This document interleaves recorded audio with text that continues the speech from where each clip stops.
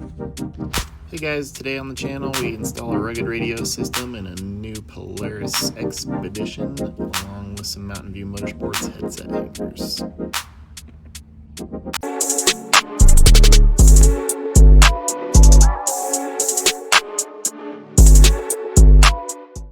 So to get started, we're going to go ahead and take out the little plastic clips on top of the dash, 3 bolts that hold the windshield tie down in, and then you can go ahead and remove that upper dash panel. Then there's a couple clips that hold the screen in, gotta pull out, 2 of them there.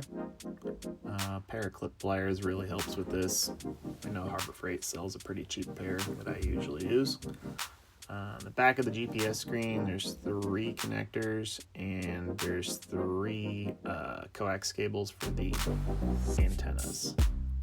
Then you can go ahead and pull that out. We're going to cut the switch panel out that's in the dash. So you'll go ahead and remove any switches that are down there, like the wiper switch that was there. And then if you hold up the mount for the rugged onto there, you can trace it out and kind of get an idea of where you need to cut it at. And then I just do some little indents with a Dremel tool just for the little bolt holes, kind of keep it nice and tight and make it look better when it's finished so you don't see any gaps underneath behind the mount. There's a little panel behind that you have to push down, and you can just flop it in, and that will allow all the cables to be able to pass through behind. Now that the hole's cut out, we're going to go ahead and test fit the mount in the hole and just make sure it all fits down nice and snug. And then we're going to go ahead and grab the radio and mount up the radio into the DMU and sit it in there. I like to have the depth set to where just so you can't see the screws, and that seems to be a good spot so your coax cable behind it's not hitting anything and it sits down nice and flat. I'll go ahead and put the little Phillips screws in, 4 of them there, and that's good. And then we can go ahead and pull the center console out. There's the clip pliers I was talking about earlier. There's 2 in the front, 2 on each side in the front, and then 2 in the back. Then we're going to go ahead and remove the screws that hold the fuse box in. There's 4 of them, and this will get us access to fish all of our cables down underneath the center console. They're at T30. So now we got to use a hole saw or a step bit like I did, something kind of larger so we can drill a hole, and this is where we're going to fish the intercom cables up through underneath the center console. And I like to use some kind of a fish rod. I used just a flexible magnet, and you're gonna shove that down through, and you really got to make sure that you stay on the driver's side of the shift column there, right between the plastic and the metal, where you can see my magnet at, so you don't get your cables caught up in the shifter. Now we're going to work on mounting the Mountain View Motorsports intercom cable mount. We sell this with a template that has 4 little mounting screw holes that you can tape up there and mark them out to drill them. Then you just have to drill out a larger hole down in the bottom for the intercom cables to pass through.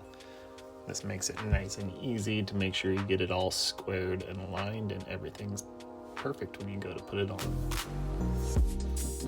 Here we're just sizing out a drill bit to make sure we got the right size for the intercom cables. Now we're going to go ahead and tape the intercom cables through and tape them to our fish rod that we had stuck underneath the intercom or the console earlier. And we'll go ahead and pull those all the way through. I like to keep them nice and taped together so you don't have any straggler wires falling down and hitting the shifter or anything else underneath. Then we're going to move on to the front. I got the intercom cables coming up through the firewall pass-through up under the hood. Go ahead and mounted the intercom up here. Here is the intercom or the radio programming port. I just mounted that right up inside the glove box, and it goes right onto the back of the radio. Make sure your coax and your intercom jumper cable are tight, and then the programming cable just has this little slide latch, so you just pop it on there until it clicks, and then you know it's good.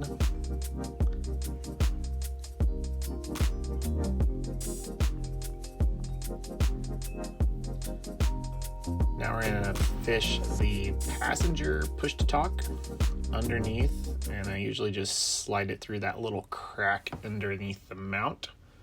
And you can see there I have the intercom into the mount as well, the little remote intercom.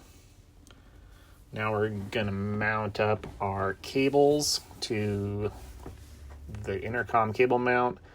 They just use a little set screw that pushes into the end of the cable to hold it in. Make sure that you leave them high enough up that you can get the dust caps on, or the headsets, because the headsets have that same little dust shield, so you have to kind of leave them sticking up.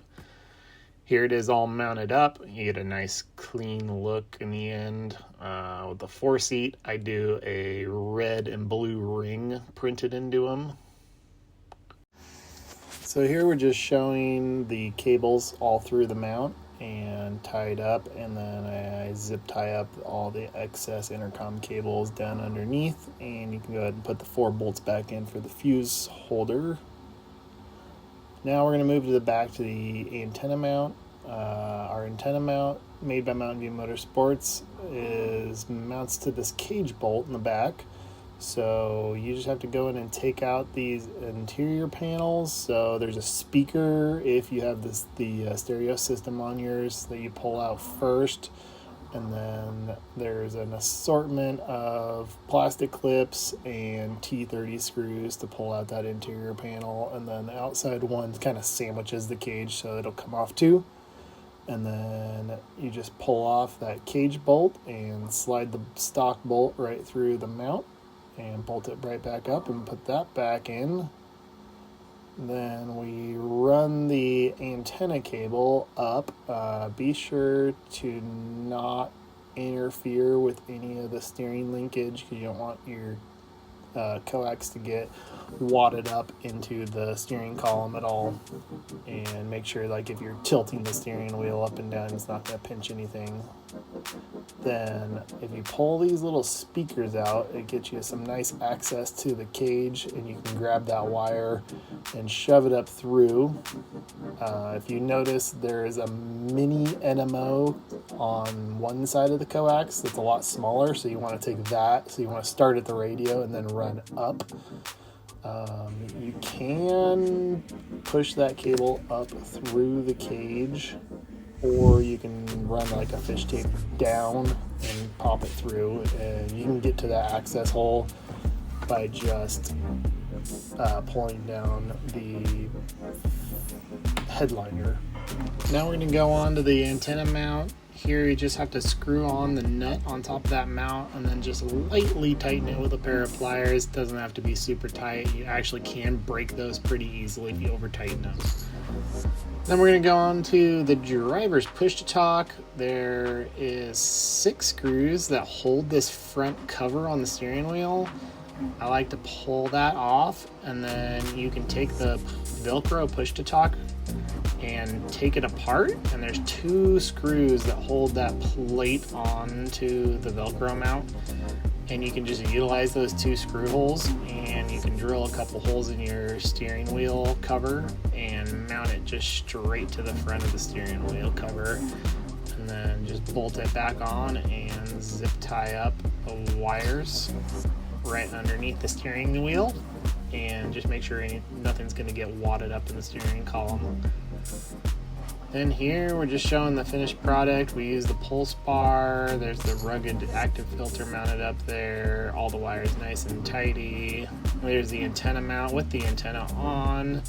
Everything all put back together. Just a nice clean finished look. There's no cutting or drilling required.